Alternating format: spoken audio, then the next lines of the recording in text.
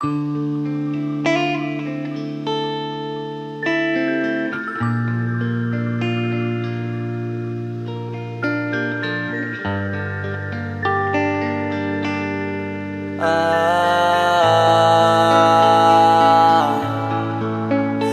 ka na makalaya.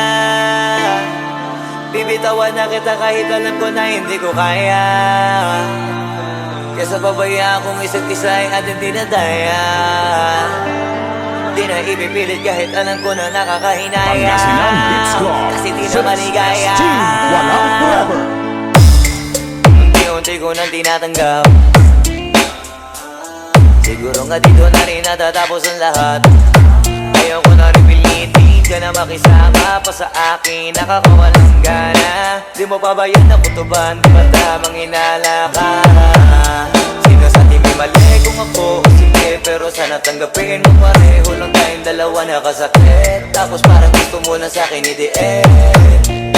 Ito ang epekto nito, nag-detekto na tayo. Mahirap na lang tanggapin, di makukumpleto ang kwento perfecto kung walang the end. Hindi ka na makalaya.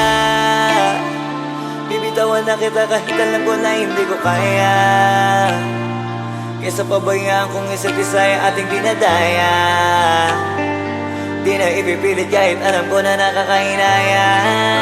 Kasi di na maligaya. Pwede ka na makalaya. Bibitawan na kita kahit alam ko na hindi ko kaya. Kesa pabayaan kung isa't isa ay ating dinadaya. Di na ipipilit kahit alam ko na nakakahinaya. Kasi di na maligaya. Unti-unti ko nang tinatanggap. Nagkanan lang nawasak ka lahat. Di ko na panganawalan na hindi kita iiwan. Kaso lang hindi na kita kayang samahan pa dyan sa kadiliman. Pinagpagpasalamat ko pa rin yung mga araw at gabi na naging sa'kin na. Wala tayong magagawa, di tayo haandar kung meron kang palyadong makina. Kaysa naman lokohin ko sarili kong ayusin ang mga bagay na siraan na. Paano pa tayo gagana, parehas na tayong hindi na maligaya.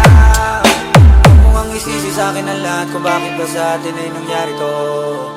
Hindi ko kasalanan na hindi ko nakayanan ang pagbago ng ugali mo. Sinubukan ko na mangintinin kita, mas lalo kong nakikita na hindi tayo para sa isa't isa. Pwede ka na makalaya. Bibitawan na kita kahit alam ko na hindi ko kaya. Kesa pabayaan kung isa't isa ay ating dinadaya. Di na ipipilit kahit alam ko na nakakahinaya. Kasi di na maligaya. Pwede ka na makalaya. Bibitawan na kita kahit alam ko na hindi ko kaya. Kesa pabayaan kung isa't isa ay ating dinadaya. Di na ipipilit kahit alam ko na nakakahinaya. Kasi di na maligaya.